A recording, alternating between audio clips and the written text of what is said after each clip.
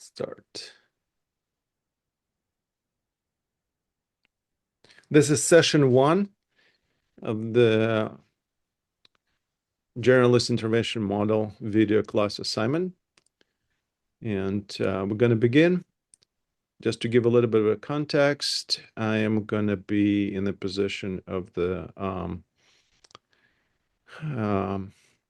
social worker who will interview a client. He was referred to our agency by a physician who diagnosed a 72-year-old male, Donnie, with the early stages of Alzheimer's. So this is our first session, and we are about to begin.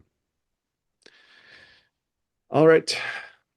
Hello, Donnie, and I'm welcoming chance to meet you, and want you to feel comfortable. I'm here to learn a little bit about your life, to meet you. We are gonna follow up of the referral that we received. That's probably, I assume, brings you here, and to talk a little bit about your life, to learn how we can provide what you need right now. It's not the session that you're going to be laid out the set of rules you have to follow, or something's going to be imposed on you. We're here to see how create opportunities for you in life that will accommodate what you and your doctor talked about, this disease that is going to be part of your life. And we work with many clients at our agency here, and we see that you can have very rich and fulfilled life as you move forward. But I understand also it's a little unnerving, something new, something that you perhaps dealing with right now, thinking how your life is going to be different. Some things you might even might not fully see how it is possible, and we're here to help you and walk alongside with you. Everything we discuss here is confidential, and I want to assure you that nothing it will be done or talked about here without your explicit permission, because it's not what we want, not even what your doctor wants, but most important right now, to do what you want in the light of the information you received from your doctor and from us, people who provide support for clients who have been diagnosed with Alzheimer's. Does that sound good? How you feel?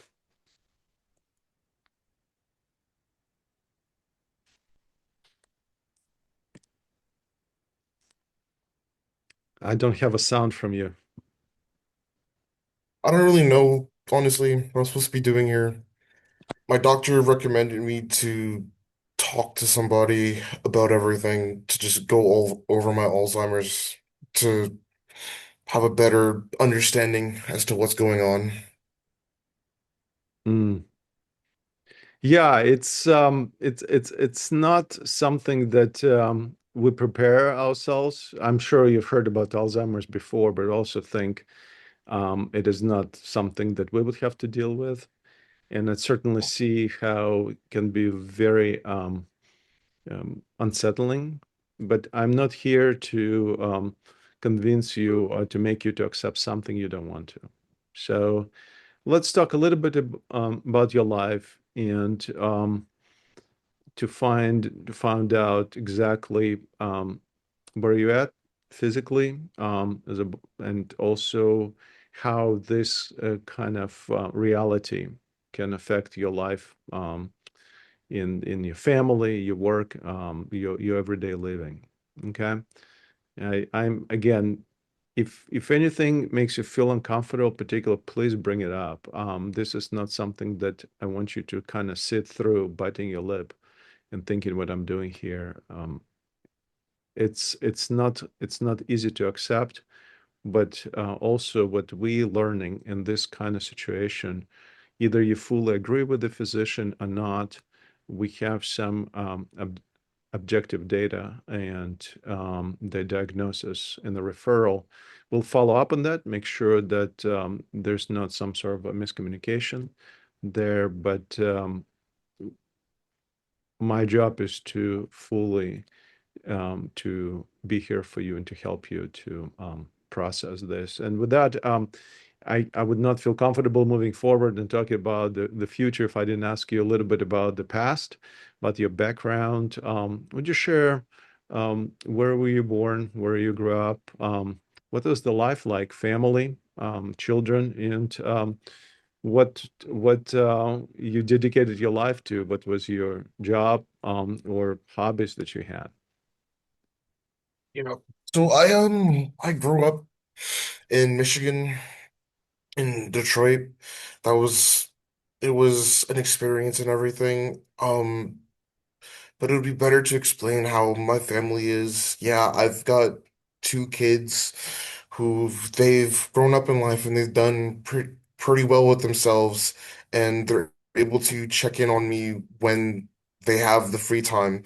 But unfortunately, my wife had passed away 4 years ago, so it's been quieter in the house, and Mm, a, it's been an experience having to just be alone now and deal with everything.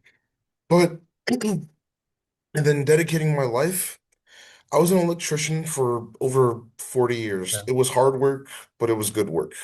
Mm, I liked figuring out how things work with it and everything, and being able to help folks with things like that. But since mm, retiring, I mostly just stay and tinker around the house and just keep my hands busy as much as mm. possible. I'm so sorry to hear about your loss. I assume you were married for a long time as well, and losing someone, it's a process of dealing with that loss. It's not something that you can get used to. Even they say it with the time it gets easier. I know some of my clients, they they still wrestle with that. It's not easy, so and I'm sorry to hear about your loss. The kids, you said you have two children. Do they live close by, or how far are they? Um, Both of them did move out of state. I think my son is in New York and Mm. my daughter is in Florida. Mm. So when they have the time, they just call to check in on me, or if they're visiting at some point to do all of that. After your wife passed away, did you feel like any hinting from the children to maybe suggesting you move closer to them? Anything like that? They have, but this is just my own childhood home, so getting rid of it and all the memories will Mm. just feel out of place for me. Mm. And I assume you would like to, you love your children, but you love to be independent. It's sounds like also there's big difference between Michigan and New York and Florida. So it's a different world, and can be not particularly compelling to you. So with this, but you here been sent here by the physician with the referral that's given. It's something you that brings you here. If I were you with you in that room with the doctor, and I'm sure that issue came up and the physician discussed with you, what would I see there if I were in the room? What happened? How did that diagnosis came about? The diagnosis came about because of, or at least from what my daughter told me, it was that she had asked me a few questions about something, and it was common knowledge for me to know, but I just ended up not being able to respond to her correctly. And then it's like other things also, like there's a couple of bills that have gone unpaid that I swore that I'd done already, and I've also gotten mixed up while driving also at the same Mm, time. You said you're having issues with driving and any close calls? Um, Not any real close calls, but it was just remembering how to use certain things. Oh, okay. There was no Yeah. accidents or anything, but it Mhm. was weird that I forgot something that I should have known. Mm. So that kind of prompted you to go see a doctor to check Yes. what's happening. Okay, I see. Um, how's otherwise your health? Your appetite? Do you exercise? Or you start feeling a little bit more sluggish? I'm still able to get by, cook, clean, take my meds. I still feel a bit sharp most days. Uh, Other days, my brain feels like it's a little foggy. Mm. I see. Is anybody helping you? Neighbors, friends, somebody checks on you? No, well, sometimes one of my neighbors does check in on me, but I just don't want to feel like a burden to people and just lose my independence as a whole. And if, Mm. especially if this becomes even more of a problem. Wow. Um, as you, I would guess. Does it feel lonely sometimes for you?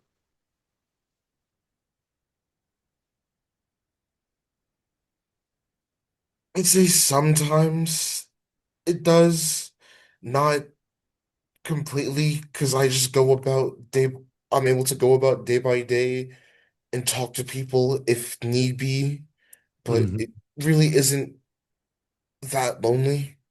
Okay.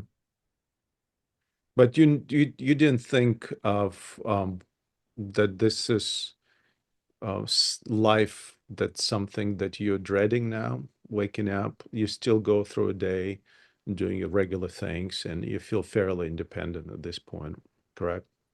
Yes, correct.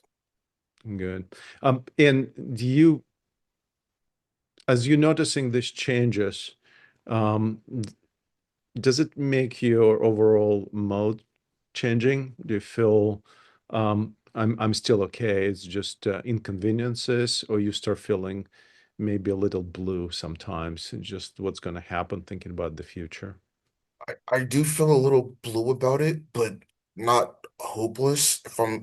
I feel like I can get help with this situation if when it arises or if it ends up getting worse. Hmm. I mean, as we're getting older, we start thinking about our final days.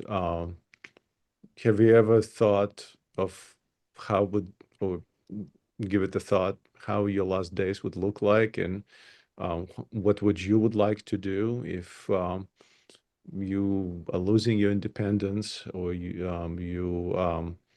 losing the ability to kind of control life in a sense? Any kind of thoughts? What do you think would happen? Did you think about it?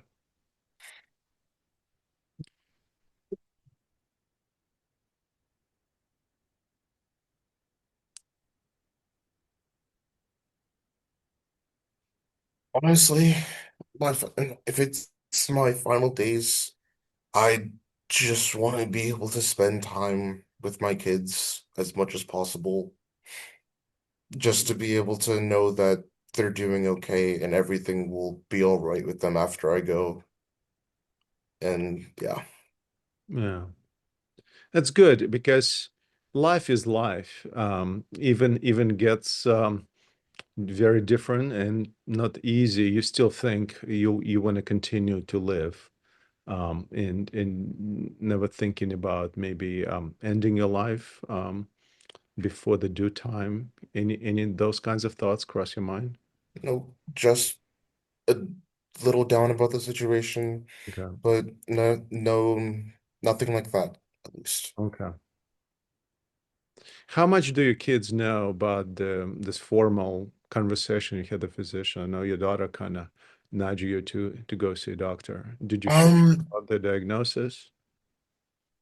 They don't know everything yet. I was planning on telling them fully after meeting with somebody first to go over everything, Mm, to at least to at least assure them that I am trying to get help with this entire situation. mm. Yeah, I know it's not easy for you to still absorb everything and wrestle and basically reset your life and change a lot of things in your life. So it's and factor in children and their families, and you don't want to put a burden on them as well. But one thing is becoming clear that it is impossible to go through this process and figuring out life by yourself. So I would strongly encourage you to um, and we'll talk a little bit more specifically later, but the connection with your family, with your children is very important. And also to see who in your social circles might be the people that you will might want to talk to, kind of ensuring that they will be there for you if you need something. Of course, you don't want to put extra burden on people, but a lot of times people you give people an opportunity to help, and that's a benefit for them because that helps them to deal with their own issues and helping you can help them tremendously. So you thinking you're a burden, but you can actually be of help, helping people to feel more human because it's the most human thing to care for others. Um, Tell me what you feel good. What are the still things like what makes you still excited about that you feel good about yourself right now?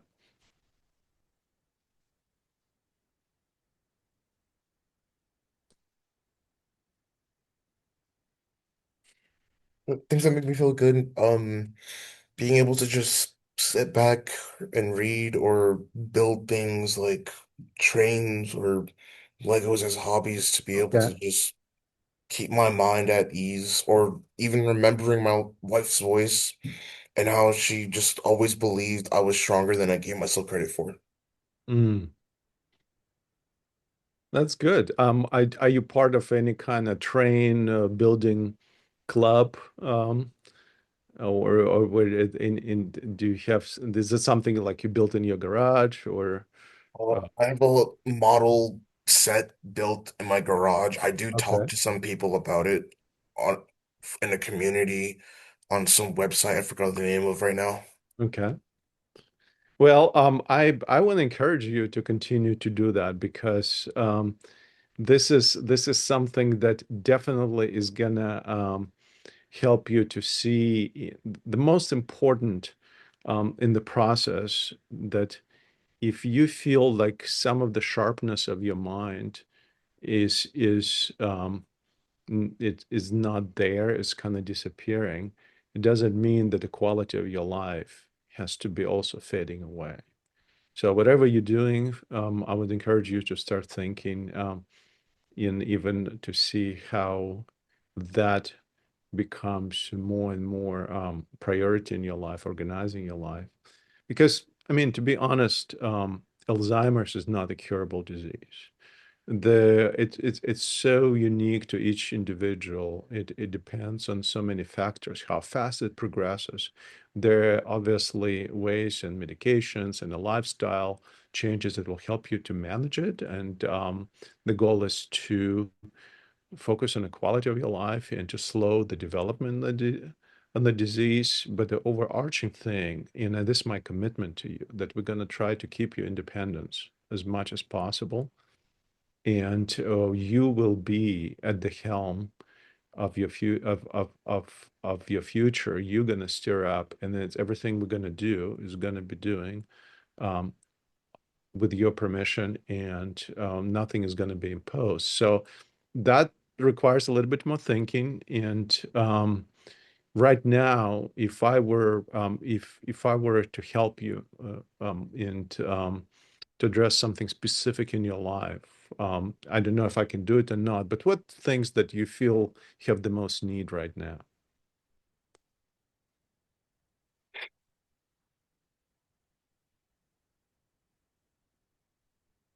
Um, that would have to be either my independence or just figuring out exactly everything with my Alzheimer's diagnosis, like what could happen within the next few years, especially since I'm getting even older. So that'll be a problem. So at some point, I will have to either go to a hospital or a nursing home or Okay. move in with one of my kids if I'm able to. Yeah. Well, we'll cross that bridge when we get there. What I'm hearing you saying, let's work and providing you as much as independence as possible. And also, I'll try to see if I can find some resources for you. And maybe next time when we talk, we will be able to discuss the possible scenarios. But for now, it looks like in this stage, let's let's take care of your independence. And for that, usual process begins with assessing the safety of your home. And this is the simple things. If some clients who go through the same thing you're going through, say, like they would put a teapot on an oven and they forget about it. So there's some simple things, simple systems that can provide alarms and notifications, the systems that can help you to remind you take medications or remind you of appointments. So we need to do our safety assessment in your home and also make sure you don't walk out the house. Make sure that we create something that will help you if you happen to forget the address, they will be able to help you find back home and have the contact information. So the devices and the tools that help you to do that. I know it might sound a little bit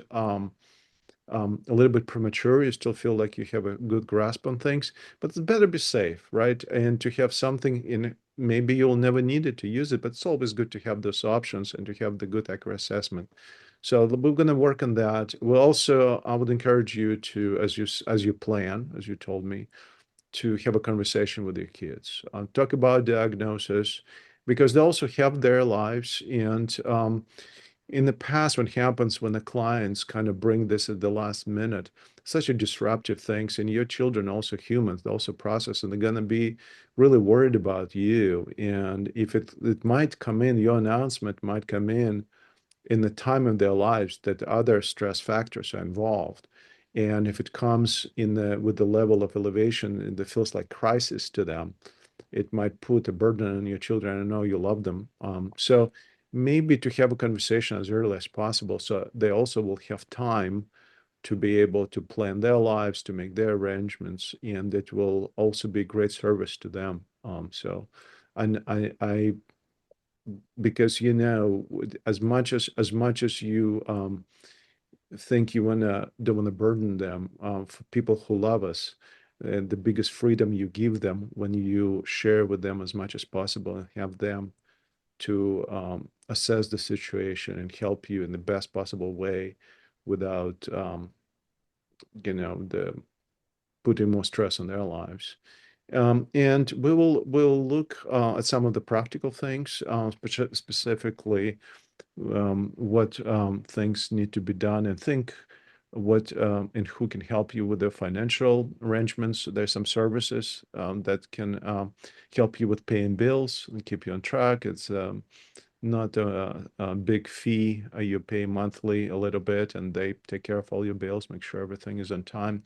And you might want to talk about the power of attorney, because if God forbid some decisions need to be made, but you are not might be in the position making them, it would be good to make sure that the house that you love so much and everything that you live there with your wife, that will not going to be jeopardized. So because mostly right now it's just independence and safety and protection of what you have is might be our goal for the days to come. And as I said, stay active. Hang out with your friends. I don't know what your social spaces are. Going to church, go to a local diner, or invite neighbors to see what the new additions to your railroad track you made. So we talked about this. Let's schedule the next appointment. And but before we do that, do you have any questions for me?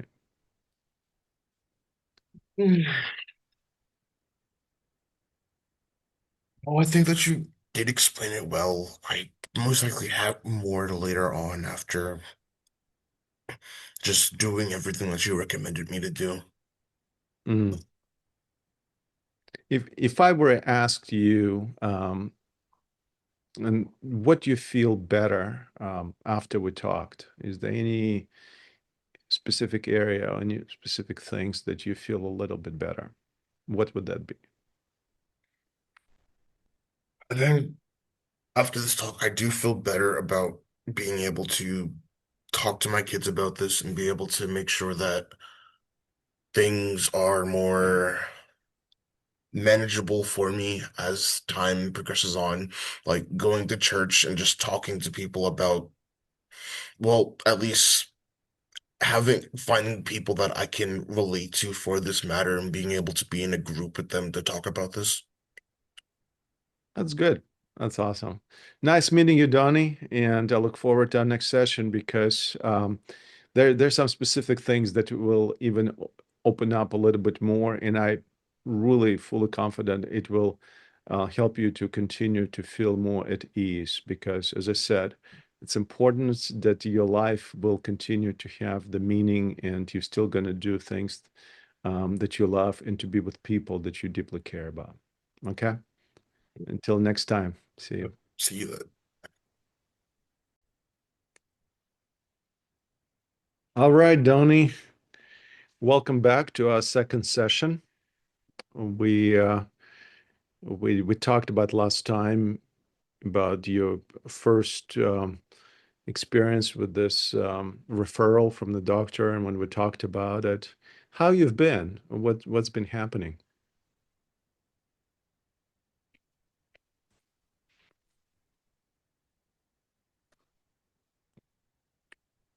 I don't have your sound for some reason. Sorry.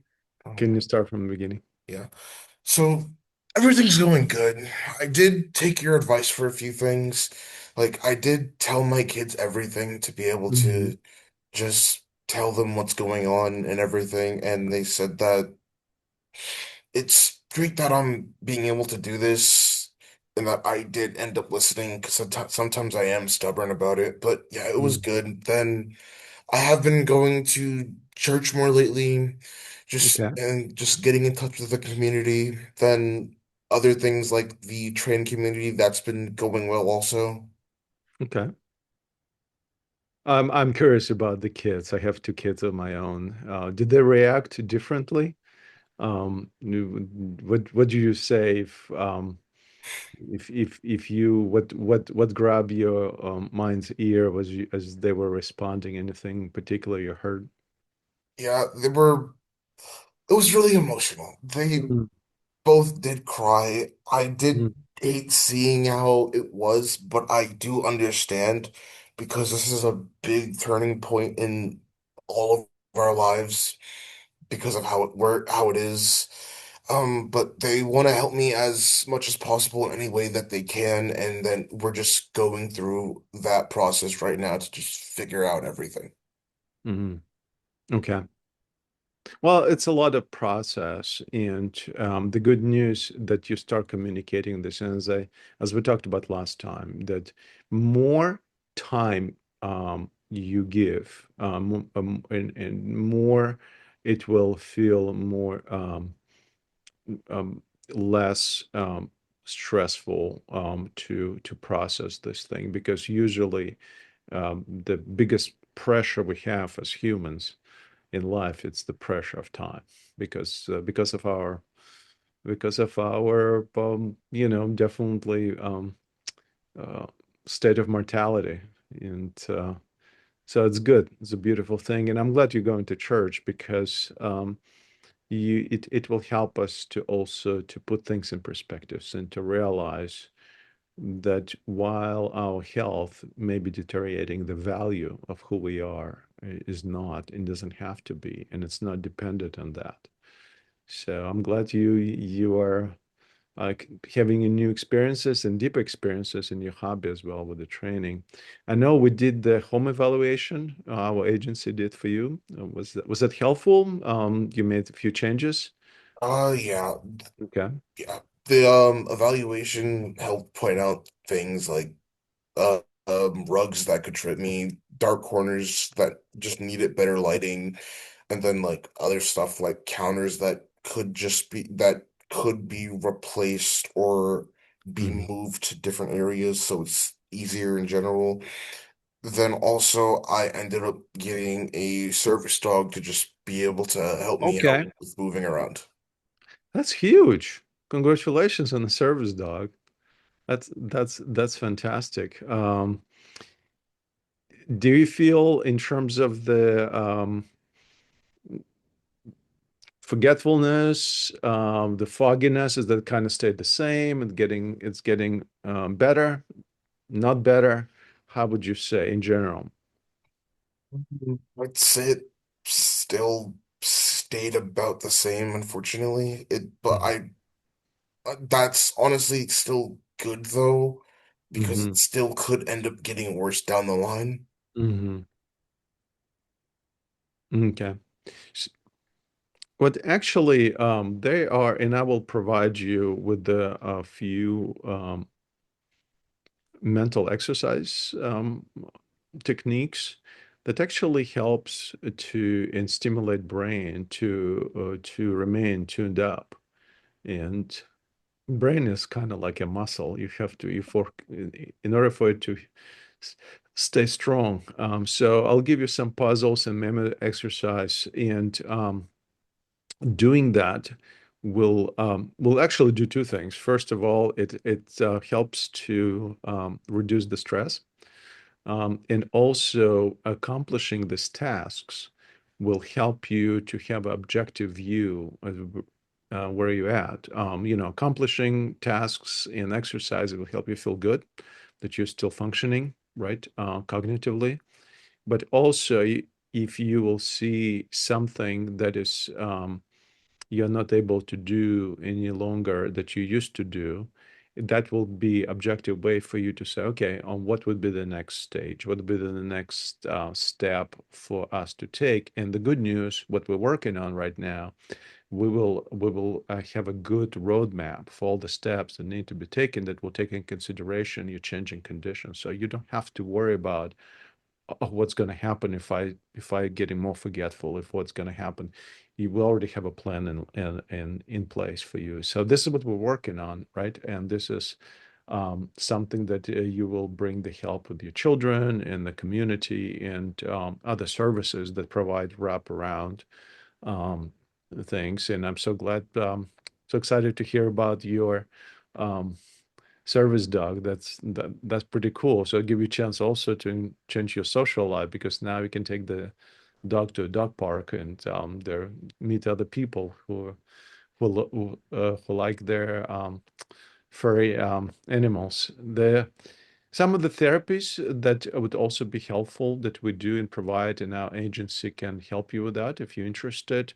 We'll do like um, um, visual therapy. We will help you to refresh your memories, looking at your photographs, doing art therapy and music therapy, and those services.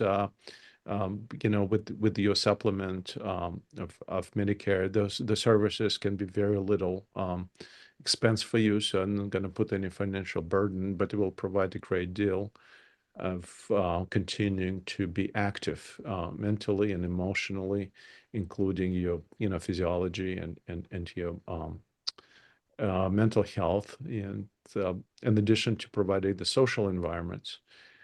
And there's no shame to using these tools, and this is one of the things that also will be helpful to you. And I will definitely say that if I were um, suggesting something for you to consider very strongly is to find a support group, and I'll give you contact information for that. So to be with a group of people who are going through the same thing as you do is probably one of the most beneficial things for you. It might not work for yourself if you're extremely introvert. And being in the group with people who share the similar things might be emotional activators for you. That's something that you experience more than you would like to. And again, this is something that up to you to feel comfortable, but usually, typically, to go through these kinds of things by yourself is almost impossible. What kind of help you need to fight from the outside, to a degree, the number of people, who is it going to be? It's up to you, what makes you feel most comfortable, but you cannot do this alone. So we need to make sure that this is in place. Also, in case if something happens and you feel you're in a critical situation, you need to get help immediately, I can give you an Alzheimer's Association helpline, and they open 24/7, and they're there's 800 number that you can call. It's 1-800-272-3900, 1-800-272-3900. This Alzheimer's help, and you can call 24/7. This is always good to have in the back of your mind, particularly if you're somewhere that you're not in the protection of your home. You can make that call, and you'll get necessary help. And you're also going to be encountering, as a person, you please watch out about protecting yourself, because unfortunately, with the identity theft and phishing scams that exist, be very careful how you respond to the phone calls, to emails, and do not make any kind of financial decisions at this point without consulting with the el elder law attorney. Would be so good for you if it's possible. The worst case scenario, maybe find someone who can provide like a paralegal services, but do not sign anything that in any shape or form involves any kind of financial decisions, or any kind of purchases, large purchases. So you already have the power of attorney done. That's great, but unfortunately, there are a lot of not good people who take advantage of older people who are in a vulnerable situation, such as yourself. So, speaking of vulnerable situation, how's your driving been? Are you still driving? Uh, You feel comfortable? um, I know last time you mentioned sometimes it just feels like maybe you're forgetting something. um, I haven't been driving lately. It's just I don't want to end up forgetting something while I'm doing it. So Mm, so there's somebody in the neighborhood who just helps take me places when need be. I just give them a call and we find out exactly when this can happen, or they just bring stuff over to my house if need be. yeah. How you feel about that? Because in my experience, one of the hardest thing people, the most objective signs of being dependent, comes to people when they lose the ability to drive. In America, it's your driver's license is your independence. So how you feel? It sounds like you're okay with that, asking other people for help. Um, I you would be too open to say, for the safety of everyone, I don't have to drive anymore? Would you be okay with that? Um, yeah, that's fine, especially since I'm at a point in my life too where driving will just be harder for me as is. Mhm. So that's okay with me.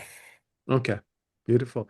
In my church, what we did is once a year, I was at a church where it was in the kind of retirement community. So, and once a year, our church did a special service for retiring driver's licenses. And we kind of prayed for one another and celebrated people who give up their driver's license.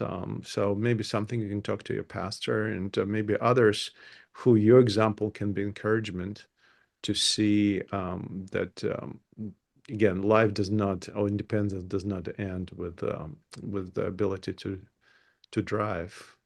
So this is, and it keeps other who around you on the road safe. So, and if you need any help with the finding alternative transportation, so forth, we definitely can connect you with the county services they'll provide assistance. There are systems in place that if you need rights to doctor's appointments or other things that you need to do. So that's awesome. So how you feel in terms of moving forward? I honestly feel good moving, being able to move forward, just being able to just keep talking about these until I can sort everything out, and then at some point stop having these types of meetings when I know that I'm in a good spot. Hmm. Listen, this gives me a great sense of honor that you trust me with this because that's not easy. And my job to make sure that you have everything that you need to create your own plan. Okay. So in terms of the progress that you've made so far, how you feel you're pretty happy? And let's just do maybe on a scale of 1 to 10. Um, how far you feel I mean, how would you evaluate where you would like to be? Um, I'd say just being able to feel lighter.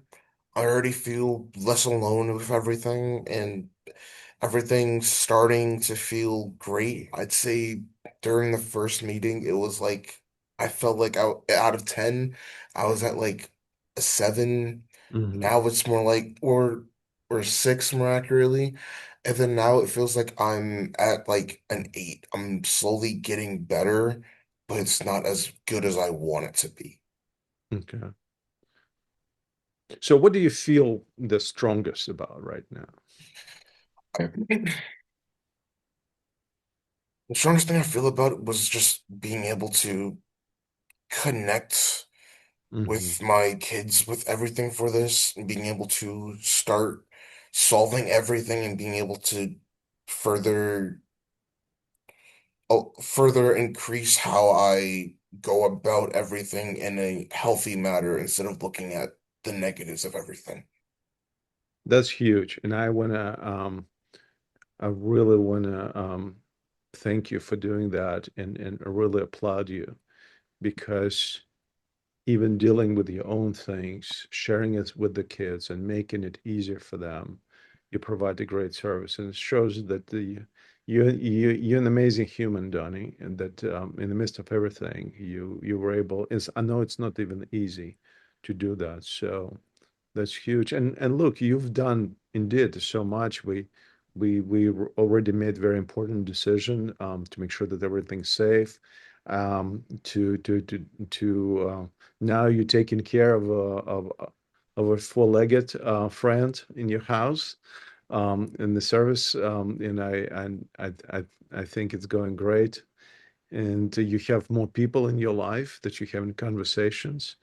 Um, any kind of you're getting more support and activities that again the support group that I mentioned earlier is so important that you continue that engagement. There anything right now that concerns you that if you were waking up in the middle of the night, what would you be thinking? Say it again, please. Um, if anything that wakes you up in the middle of the night right now, what would that be? Like when you wake up, what are you thinking about? Well, besides my dog, of course, Hmm. it would just be what can I do during the day to Hmm. keep being positive about the situation. Okay. Well, one thing for sure, don't turn on the TV. I'm just kidding. Because that, I don't know about you, but yeah, I hear you. The to see the kind of things where there would be usually what gives us the sense of joy and fulfillment, and the places where we feel valued and we feel engaged with others. So I think you're already doing a lot of it, just social engagements and knowing that everything in your life is now has a sort of the protections, and I think you're already doing the things that help you to be aware if any progression. And as you mentioned, unfortunately, it's not getting better, but fortunately, it's not getting worse. So this is a good situation. Anything that might be helpful to you that I can do for you right now?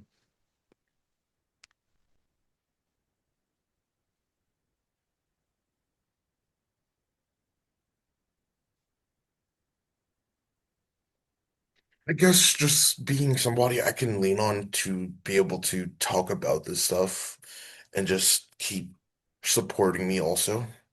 Yeah, absolutely. I feel that my role, to a large degree, and my goal was to get you started in this process of embracing this new life, and living with Alzheimer's now, as not as in and being in fear of it or being intimidated by it, but understanding its the realities and the limitations it might impose in your life, but also having through those limitations that open up other opportunities and other horizons for you that bring enrichment in your life. And this is what it seems like we've been able to achieve.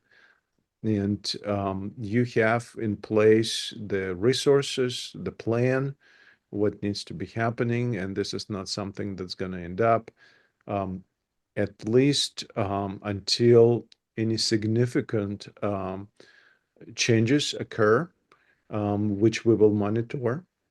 It looks like you're set right now, and you don't need, unless you feel you need more help right now. I feel like my job is done here, and I feel that I've learned actually from you this ability to accept things realistically and to be honest, but also emphasize. And what particularly I remember in our conversation with you is your love and care for your kids, and how the future is going to look like, and focusing on their lives and whatever their families are doing. So it's beautiful, and this is what I think can help us to get through whatever next days, weeks, and months, and years might look like. Alzheimer's is a progressive disease. Things will change, but you already know that you don't have to uh, live in fear of the change, and you have to plan ahead. You already have the family and the things to set aside, that this is whatever change they might be, you'll have the best resources and the best system in place that will help you to move forward. You're not gonna you're not gonna disappear, even though your mind might be not as sharp or continually fading. Um, its abilities, you as a human, still going to be valuable to so many others. What I would like to do is to schedule our next meeting, which is going to be a few weeks from now. Just want to check on you and to see if there is any additional help you need, and if there is any change in the progression of your condition, then if we need to bring additional adjustments. But saying that, remember, if something happens unexpected, something out of left field, if you other health conditions happen in your life, you fall, if you start feeling particularly blue at the times, and please don't hesitate to reach out. You have my contact information. Remember that Alzheimer's helpline, 1-800-272 3900, and make sure to use that if needed. And I will follow up and email you the kind of summary of the plan and the phone numbers and contacts that you have in place. And please feel free to pass forward to my contact information to your kids. So if they have any questions, I'll be there for you. As I said, I really was impressed about your love and care, and thank you for giving me a chance to work with you. I deeply honor this time. Do you have any final questions? Anything I can do before we finish this initial steps and set you up on the course of dealing with the new reality in your life?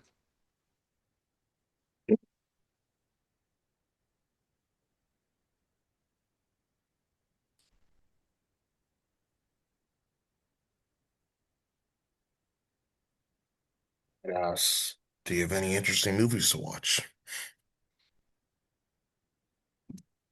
Funny you should say that.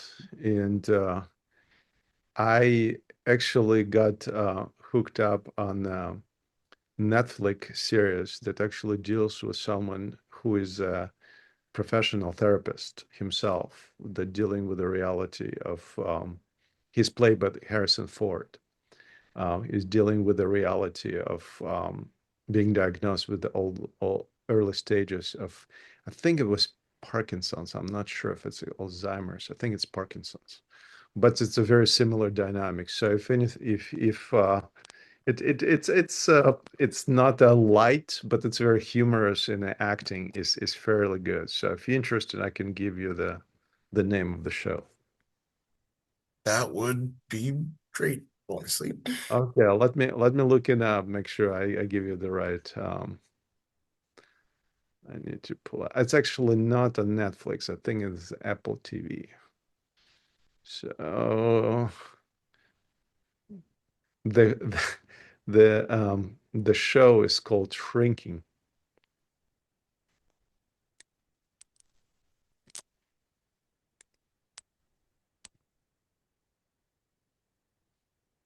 I would not recommend it to anyone under the age of 21, Donnie.